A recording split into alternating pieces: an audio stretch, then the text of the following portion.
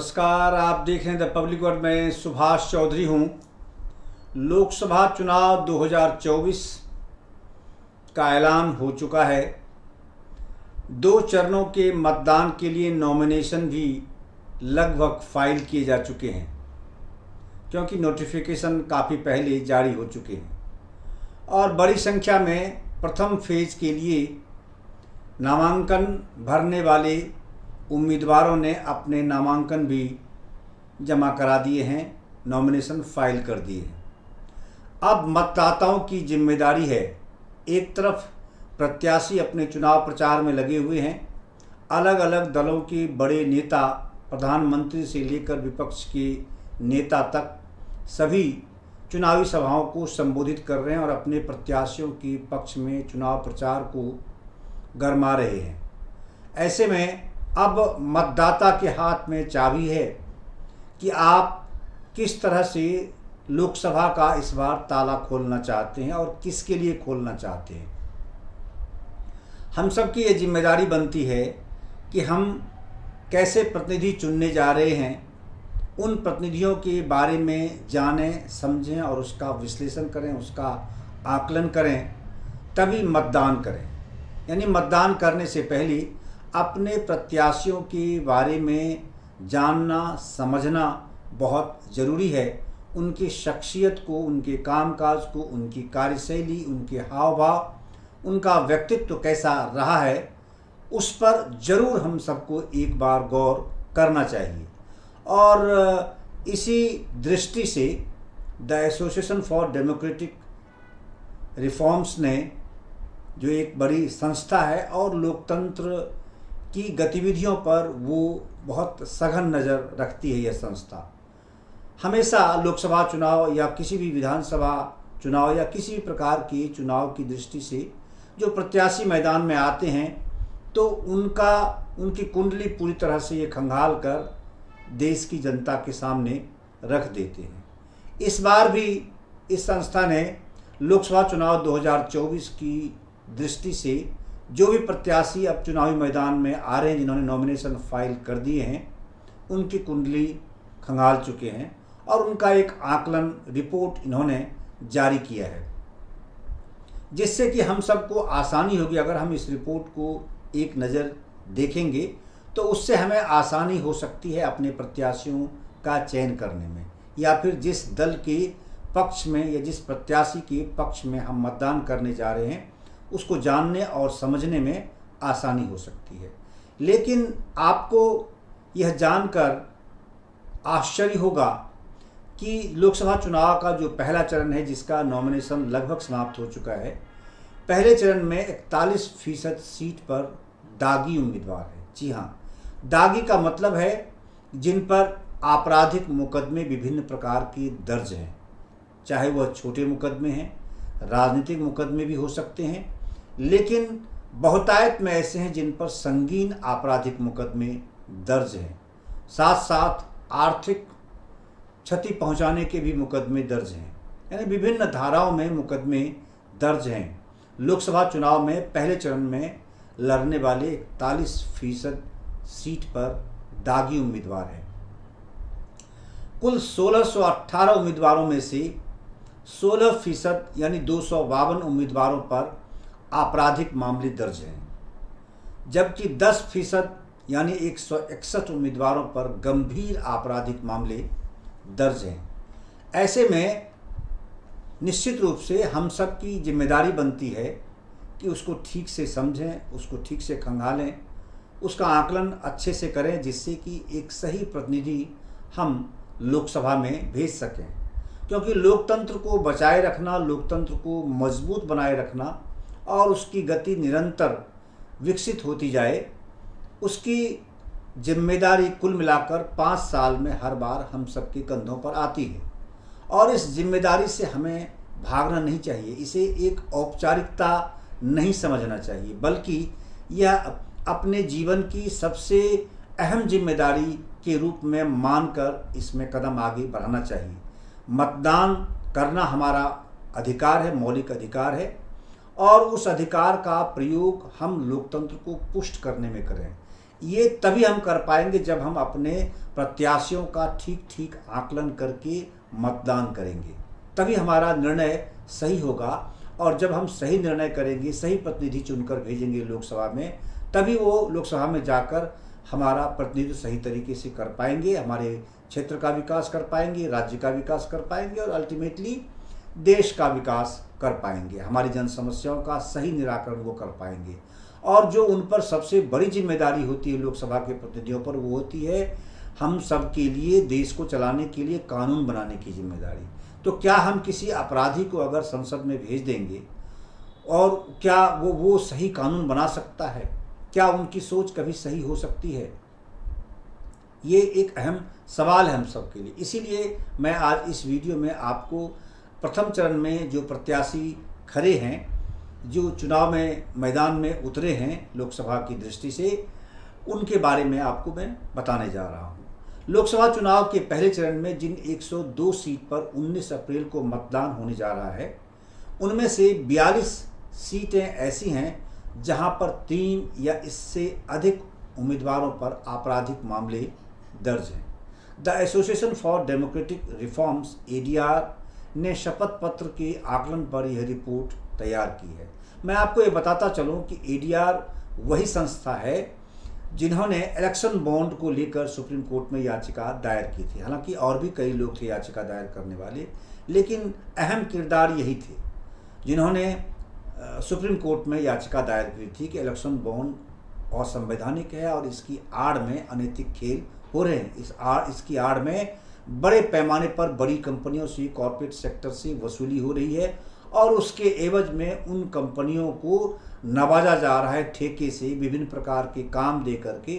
तो ये एक तरह से लेन देन का धंधा बन गया था। ये वही ADR संस्था है जिनकी याचिका पर सुप्रीम कोर्ट ने बड़ा ऐतिहासिक निर्णय आया, जिसको लेकर देश में हायतोबा मचा हुआ है, जिससे कि अब तक जो सबसे ईमानदार पार्टी जो लोग बनी हुई थी, जो नेता हमेशा छाती ठोकते थे कि मेरे से ईमानदार कोई नहीं है, उनका सबका कच्चा चिट्ठा इलेक्शन बॉन्ड के मामले में ऐतिहासिक निर्णय आने के बाद खुल गया है। तो रिपोर्ट में जो ADR की रिपोर्ट है, उसमें ही उम्मीदवारों की वित्तीय स्थिति का भी आकलन पेश किया गया है। इसके मुताबिक इस चरण में चुनाव मैदान में उतारने वाले उम्मीदवारों में सबसे अमीर उम्मीदवार कांग्रेस उम्मीदवार नकुल नाथ हैं। ये नकुल नाथ हैं मध्य प्रदेश से पूर्व मुख्यमंत्री कमलनाथ के पुत्र। कमलनाथ लगातार केंद्र में जब भी कांग्रेस की सरकार बनी है, इंदिरा गांधी से लेकर नरसिम्हा राव तक और उसके बाद मनमोहन सिंह के ज़माने में भी, तो कमलनाथ केंद्रीय मंत्री रहे हैं। और इनका बेटा नकुल नाथ जो कि MP लोकसभा वहीं से छिंदवाड़ा सीट से है, तो ये उनके बारे में बात की जा रही है कि सबसे अमीर उम्मीदवार कौन है, तो नकुल नाथ हैं। ADR ने पहले चरण के लिए नामांकन दाखिल करने वाले 1625 उम्मीदवारों में से 1618 उम्मीदवारों के चुनावी हलफनामे का विश्लेषण किया है।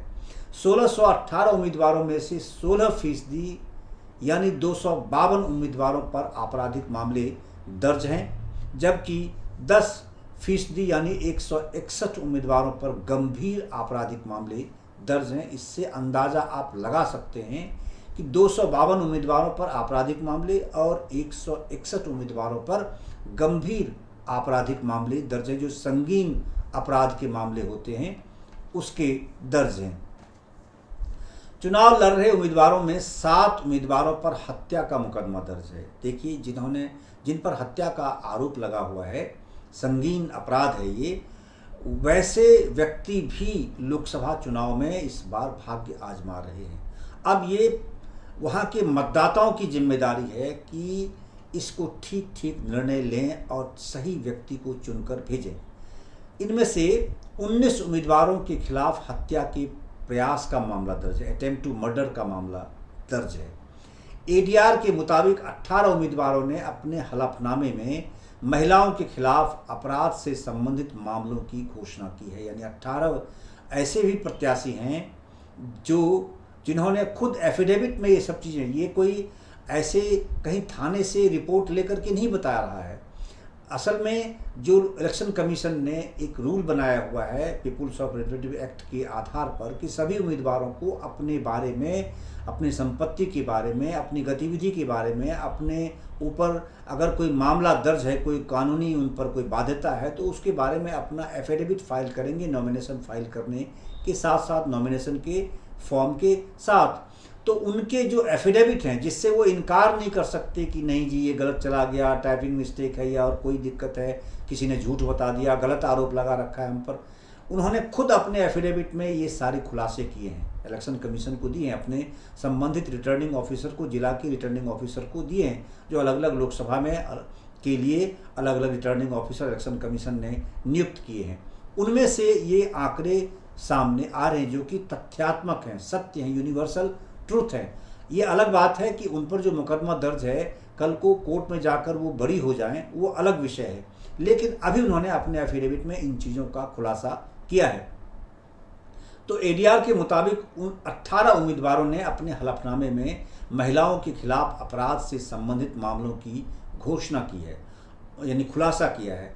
उनके खिलाफ महिलाओं के खिलाफ अत्याचार यानी अपराध करने का मामला दर्ज है और उनमें से एक पर भारतीय दंड संहिता आईपीसी की धारा 376 के तहत बलात्कार का आरोप भी लगा हुआ है, उनमें से एक प्रत्याशी पर, और वो भी लोकसभा चुनाव लड़ रहे हैं। संगठन ने बताया है कि 35 उम्मीदवार ऐसे हैं जिन पर घृणास्पद भाषण देने का आरोप है, हेट स्पीच जिसे आप अंग्रेजी में बोलते हैं, यानी सांप्रदायिक सद्भाव बिगाड़ने वाला, दो जातियों के बीच में, दो समाज के बीच में, दो क्षेत्र के बीच में विभेद पैदा करने वाला, वैमनस्य पैदा करने वाला, लोगों को लड़ाने वाला, यानी आग लगाने वाला इलाके में, जिससे कि वहाँ की कानून व्यवस्था जो है उसके लिए एक बड़ी चुनौती बन जाए।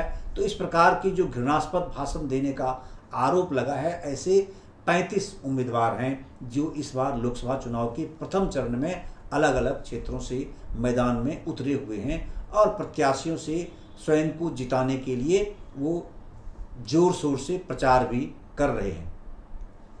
इसके मुताबिक 7 चरणों की लोकसभा चुनाव में पहले चरण में जिन 102 सीट पर 19 अप्रैल को मतदान होगा, उनमें से 42 सीट यानी 41% रेड अलर्ट निर्वाचन क्षेत्र है। ये रेड अलर्ट निर्वाचन क्षेत्र क्यों होते हैं? क्योंकि वहाँ से जो आपराधिक प्रवृत्ति के लोग, अपराध जिन्होंने किया हुआ, जिन पर संगीन अपराध के मामले दर्ज हैं, वैसे लोग जब उन क्षेत्रों से चुनाव लड़ते हैं, प्रत्याशी बनते हैं, चाहे वो किसी पार्टी के द्वारा टिकट दिए हुए या फिर निर्दलीय प्रत्याशी के रूप में मैदान में उतरते हैं, तो इससे उस क्षेत्र को रेड अलर्ट निर्वाचन क्षेत्र कहा जाता है, जहाँ सांप्रदायिक सौहार्द बिगड़ सकता है, जहाँ जातिगत वैमनस्य हो सकता है, जहाँ दो बाहुबली अगर मैदान में उतरे हैं तो उनके बीच में कुश्ती हो सकती है, चुनाव के दौरान बलवा हो सकता है, लड़ाई हो सकती है, खून फसाद हो सकता है, बूथ लूटने की कोशिश हो सकती है, ईवीएम को टेम्पर करने की कोशिश हो सकती है। तो इस तरह की दृष्टि से पूरा आकलन करके, और जब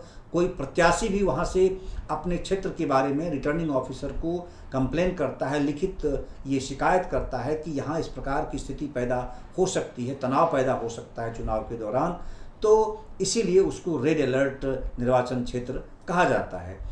तो एडीआर के मुताबिक रेड अलर्ट निर्वाचन क्षेत्र का अभिप्राय उन सीट से है जहां से किस्मत आजमा रहे 3 या उससे अधिक उम्मीदवारों ने अपने हलफनामे में आपराधिक मामले दर्ज होने की घोषणा की है। ये आप समझ सकते हैं। विश्लेषण के मुताबिक राष्ट्रीय जनता दल यानी राजद, जो लालू यादव की पार्टी है और तेजस्वी यादव की पार्टी है, द्वारा इस चरण के लिए मैदान में उतारे गए सभी चारों उम्मीदवारों के खिलाफ आपराधिक मामला दर्ज है, क्रिमिनल केस उनके खिलाफ दर्ज है। ये लालू यादव की पार्टी, तेजस्वी यादव की पार्टी है, जिन्होंने बिहार में जो 4 प्रत्याशी उतारे हैं उन चारों के खिलाफ आपराधिक मामले दर्ज हैं। तमिलनाडु में सत्तारूढ़ द्रविड़ मुनेत्र कड़गम यानी डीएमके, जो अभी सत्ता में है, जिसके मुख्यमंत्री हैं वहाँ एमके स्टालिन, तो उनकी पार्टी के 22 उम्मीदवारों में से 13 ऐसे उम्मीदवार हैं, यानी 59% हो गया। 22 में से 13 उम्मीदवार, 59% यानी 60% के आसपास हो गया ये आंकड़ा। तो उस पार्टी ने जो 22 उम्मीदवार उतारे हैं उनमें से लगभग 60% जो उम्मीदवार हैं। उसके बाद समाजवादी पार्टी के घोषित 7 उम्मीदवारों में से 3 उम्मीदवारों पर 43% हो गया। और तृणमूल कांग्रेस जो ममता बनर्जी की पार्टी है के घोषित 5 उम्मीदवारों में से 2 यानी 40%, भारतीय जनता पार्टी द्वारा घोषित 77 उम्मीदवारों में से 28 यानी 36%। भारतीय जनता पार्टी भी इस मामले में पीछे नहीं है। आप केवल क्षेत्रीय दलों को ही इसके लिए जिम्मेवार नहीं ठहरा सकते कि वहीं केवल आपराधिक लोगों का ठिकाना बनता है, वही केवल टिकट देकर मैदान में ऐसे आपराधिक प्रवृत्ति के लोगों को उतारते हैं। भारतीय जनता पार्टी भी कहीं से भी कम इस प्रतिद्वंदिता में नहीं दिख रही है। ये आंकड़े बताते हैं, ये तो उनके जो एफिडेविट फाइल किए गए हैं उससे ये स्पष्ट हो रहे हैं। यानी भाजपा ने भी जो 77 उम्मीदवार घोषित किए हैं फर्स्ट फेज की दृष्टि से, उनमें से 28 ऐसे उम्मीदवार हैं यानी 36% ऐसे उम्मीदवार हैं। और कांग्रेस द्वारा घोषित 56 उम्मीदवारों में से 56 में से 19 यानी 34% पर आपराधिक मामला दर्ज है। इस आंकड़े से आप अंदाज़ा लगा सकते हैं, जो कहावत है भारत में प्रसिद्ध कहावत है, हम सभी इस चीज़ को जानते हैं और परिचित हैं। अक्सर हम अपने आम जीवन में इस प्रकार का उपयोग करते हैं और सुनते हैं कि हमाम में सब नंगे हैं। इस आंकड़े से आप अच्छे से अंदाज़ा लगा सकते हैं, कोई एक सामान्य व्यक्ति भी अंदाज़ा लगा सकता है कि क्या हालत है। क्या कोई भी पार्टी आपराधिक प्रवृत्ति के प्रत्याशियों को मैदान में उतारने में कोई कोताही बरत रही है? कोई नहीं बरत रही, कोई परहेज नहीं करता। केवल इनके भाषण लंबे होते हैं, बहुत अच्छे भाषण होंगे, लोगों को लुभाने के लिए हमेशा बोलेंगे कि हमसे दुनिया में ईमानदार कोई नहीं, हमसे साफ छवि का कोई व्यक्ति नहीं, कोई नेता ने संसार में पैदा लिया। और लोकप्रियता इतनी चरम पर होती है, जिस प्रकार का डंका ये हमेशा बजाते हैं लोगों को आकर्षित करने की दृष्टि से। और हम मतदाता भी कई बार इनके लुभावनी बातों में हम लोग आ जाते हैं, इनके झांसे में आ जाते हैं। लेकिन हम सब की जिम्मेदारी, हम सब एक संवेदनशील मतदाता, संवेदनशील इस भारत के लोकतांत्रिक देश के नागरिक की तरह हमें व्यवहार करना सीखना होगा, हमें जागरूक बनना होगा। क्यों एडीआर जैसी संस्था इस प्रकार की कोशिश कर रही है?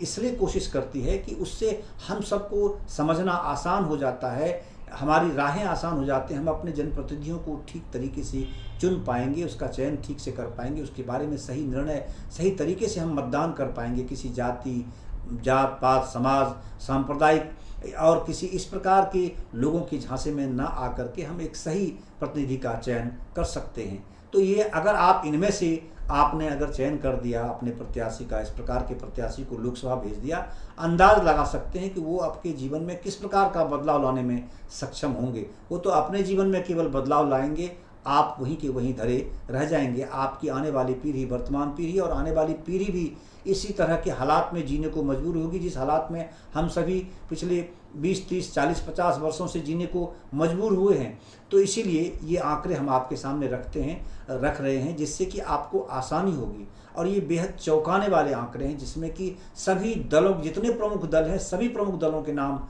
इसमें शामिल हैं। इसी प्रकार ऑल इंडिया अन्ना द्रमुक मुनेत्र कड़गम जो AIADMK है तमिलनाडु में की ओर से, ये लंबे समय तक ये भी सत्ता में रही है, की ओर से मैदान में उतारे गए 36 उम्मीदवारों में से 36% यानी प्रतिशत कमी नहीं है, 43 से लेकर 59 से लेकर 36-35% तक, 34% तक आपराधिक मुकदमे दर्ज हुए व्यक्ति को प्रत्याशी बनाया है इन दलों ने। यानी निर्दलीय अगर कोई लड़ जाए तो ठीक है, उसके लिए पार्टी को जिम्मेदार आप नहीं ठहरा सकते, सिस्टम को जिम्मेदार ठहरा सकते हैं। लेकिन अगर ये सभी राष्ट्रीय दल और क्षेत्रीय दल, जितने प्रमुख दल हैं जो सत्ता में बैठे हुए हैं, अगर इनको भी इस बात की आवश्यकता महसूस हो रही है कि इन्हें भी आपराधिक प्रवृत्ति के व्यक्तियों को प्रत्याशी बनाना पड़ रहा है लोकसभा चुनाव में, तो इससे ज़्यादा हास्यास्पद और चिंताजनक बात भारतीय लोकतंत्र के लिए कुछ हो नहीं सकती है। इसी प्रकार AIADMK की बात हमने आपको कही कि 36% यानी 36 में से 13 ऐसे प्रत्याशी हैं। और बहुजन समाज पार्टी बसपा जो बहुजन हिताय बहुजन सुखाय की बात करती है, हमेशा सब समाज की बात करती है, उन्होंने भी जो अब तक 86 मैं प्रत्याशी कैंडिडेट्स इसमें फर्स्ट फेज के लिए घोषित किए हैं। उनमें से 11 यानी सबसे कम बसपा के प्रत्याशी हैं जो कि आपराधिक प्रवृत्ति के हैं या दागी छवि के हैं, 13% यानी केवल, और 11, 86 में से केवल 11। तो इस मामले में सबसे बेहतर रिकॉर्ड तो इस बार फर्स्ट फेज की दृष्टि से अगर देखा जाए, आकलन बता रहा है कि बसपा का रिकॉर्ड ही सबसे बेहतर है और सबकी स्थिति खराब है। सभी ने आपराधिक प्रवृत्ति, आपराधिक छवि वाले व्यक्तियों को मैदान में इस बार लोकसभा में फर्स्ट फेज में उतारा है। अब छिंदवाड़ा सीट से कांग्रेस उम्मीदवार नकुल नाथ, जो कि कमलनाथ के बेटे हैं, ने सबसे अधिक 716 करोड़ रुपए की संपत्ति घोषित की। अब मैं थोड़ा आकलन आपको संपत्ति का बताता हूं। वो पहले वाली जो चंक था, उस चंक में हमने आपको आपराधिक जो प्रवृत्ति है, आपराधिक जो मुकदमे दर्ज हैं, उसके बारे में हमने आपको बताया। अब थोड़ा जो आर्थिक स्थिति है, कितने कौन अमीर हैं और गरीब हैं, किस लेवल के व्यक्ति हैं, कितना उनका वेट है आर्थिक दृष्टि से, कितने धनाढ्य हैं, कैसे रईस लोग हैं, कितनी संपत्ति उनके पास है, उसको लेकर मैं थोड़ा सा एक छोटी जानकारी आपके सामने रख रहा हूं। संभव है आपको इससे मदद मिलेगी अपने प्रत्याशियों को समझने में और उसका आकलन करने में, उसका चयन करने में। तो छिंदवाड़ा सीट से जो कमलनाथ के पुत्र नकुल नाथ हैं, उन्होंने सबसे अधिक 716 करोड़ रुपए की संपत्ति घोषित की है। उनके पिता मुख्यमंत्री रहे हैं, उनके पिता लगातार कैबिनेट में, केंद्र में मंत्री भी रहे हैं और सांसद तो लगातार जीतते ही रहे हैं, कभी हारे नहीं हैं। इसके बाद तमिलनाडु के इरोड से अन्ना द्रमुक प्रत्याशी अशोक कुमार ने 662 करोड़ रुपए की संपत्ति होने की जानकारी दी है। इतने बड़े बड़े व्यवसायी जो वेल एस्टेब्लिश्ड इंडस्ट्रिस्ट हैं या व्यवसायी हैं, ट्रेडर्स हैं, व्यापारी हैं, ऐसे लोग लोकसभा के चुनाव में मैदान में उतर रहे हैं। अंदाज लगा सकते हैं कि पैसों का खेल कितना होगा। और जो एक तरफ बाहुबली की बात करते हैं और एक दूसरी तरफ धनबल की बात करते हैं, तो बाहुबली का परिचय तो पहले हमने आपको बता दिया किस प्रकार के हालात हैं, और ये जो धनबली कह सकते हैं आप, उस तरह के लोगों को आप देख लीजिए कि पैसों का लाचार कितना ज़्यादा होगा। तो 662 करोड़ रुपए का एआईडीएम के प्रत्याशी ने अपनी संपत्ति घोषित की है। भाजपा के टिकट पर तमिलनाडु के शिवगंगा से किस्मत आजमा रहे देवनाथ यादव टी ने 304 करोड़ रुपए की संपत्ति होने की जानकारी एफिडेविट में दी है, जो नॉमिनेशन उन्होंने फाइल की है। रिपोर्ट के मुताबिक पहले चरण के चुनाव में लगभग 28% उम्मीदवार करोड़पति हैं। 28% उम्मीदवार करोड़पति हैं जिनकी संपत्ति 1 करोड़ रुपए से अधिक है। पहले चरण में किस्मत आजमा रहे उम्मीदवारों की औसत संपत्ति जो है 4.51 करोड़ रुपए है औसत। अगर आप जितने कैंडिडेट अभी तक हैं, 1600 से ऊपर जो कैंडिडेट खड़े हैं, अगर आप उनका औसत निकालेंगे तो औसतन प्रत्येक उम्मीदवार पर यानी 4.51 करोड़, 4.5 करोड़ के आसपास की औसतन संपत्ति है उम्मीदवारों के पास, जो उम्मीदवार इस बार लोकसभा चुनाव में पहले चरण में उतरे हैं। जो दलों से पड़े उल्लेखनीय असमानता को उजागर करता है। इस बार राजद के सभी 4 उम्मीदवार करोड़पति हैं। नहीं, लालू यादव की पार्टी के भी जो बिहार में खड़े हैं 4 उम्मीदवार, वो सब के सब करोड़पति हैं। कोई गरीब परिवार से, जब वो हमेशा गरीब गुरुआ शब्द यूज करते हैं, गरीब गुरुआ को राजनीति में आना चाहिए और प्रतिनिधि मिलना चाहिए, इनमें से कोई गरीब गुरुआ नहीं है, क्योंकि वो खुद बता रहे हैं, ये हम नहीं बता रहे, ये कोई और नहीं बता रहा है, ये खुद अपनी एफिडेविट में वो खुद इस बात की घोषणा कर रहे हैं इलेक्शन कमीशन के सामने, जिससे वो इनकार नहीं कर सकते। दूसरी तरफ अन्ना द्रमुक के एआईडीएमके के यानी तमिलनाडु में 36 उम्मीदवारों में से 35 यानी 97%, 35 ऐसे उम्मीदवार हैं 36 में से।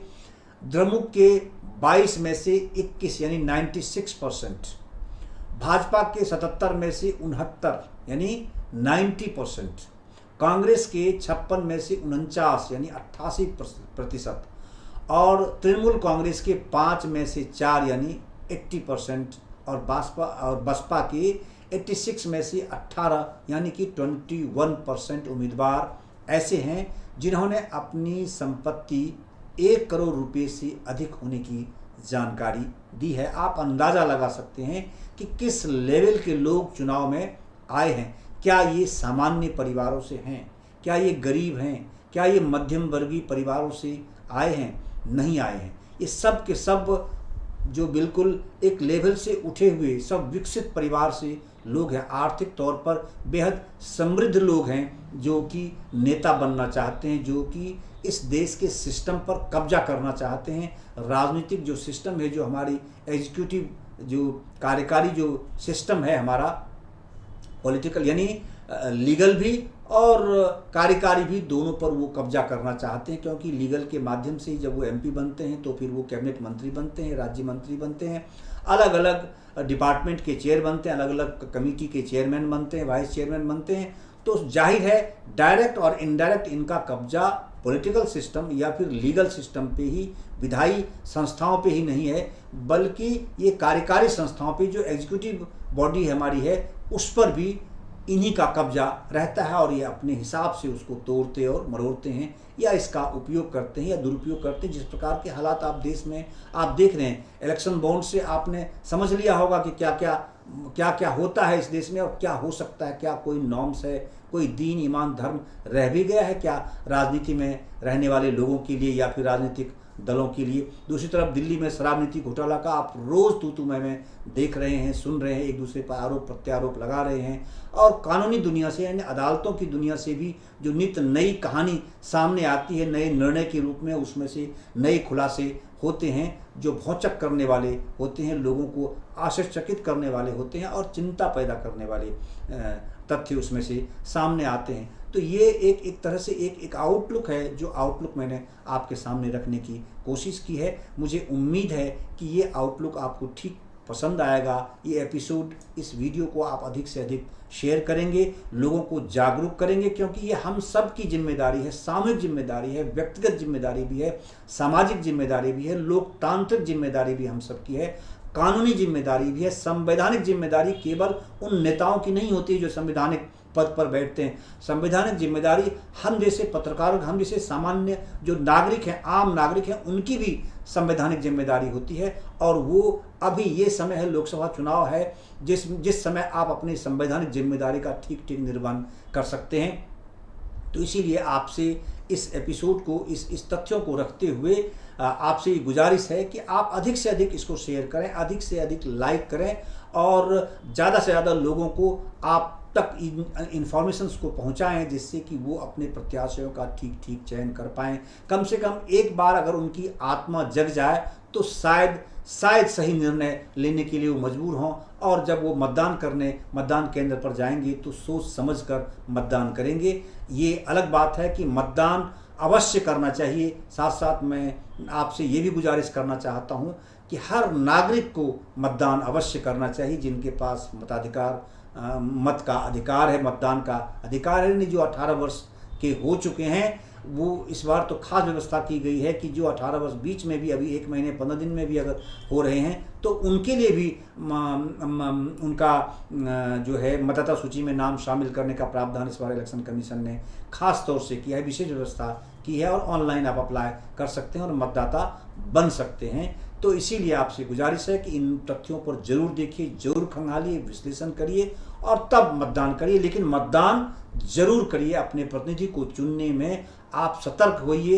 एक संवेदनशील नागरिक की तरह आप अपनी भूमिका अदा करिए। यही मेरी बारंबार आप सभी से अपील है, गुजारिश है। मतदान जरूर करें, अधिक से अधिक संख्या में करें, और साथ ही मतदान करने से पहले संवेदनशीलता से, बहुत गंभीरता से, गहराई से अपने प्रत्याशियों की छवि, उसकी गतिविधि, उनके जो भी परिवेश, जो भी हाव भाव हैं, जिन तथ्यों को आप जानते हैं, उनको जरूर ठीक से समझें, आकलन करें। आपका बहुत बहुत धन्यवाद। और लगे हाथों आपसे गुजारिश है, अगर आपने हमारे चैनल द पब्लिक वर्ल्ड को अब तक सब्सक्राइब नहीं किया है तो ज़रूर सब्सक्राइब करें। आपका सहयोग हमारे लिए बहुत ज़रूरी है, तभी हम इस प्रकार के जनहित के मुद्दे या विषय लेकर आपके सामने हम आते रहते हैं और आगे भी हम आते रहेंगे। आपका सहयोग हमारे साथ हमेशा बना रहना चाहिए। आपका बहुत बहुत धन्यवाद।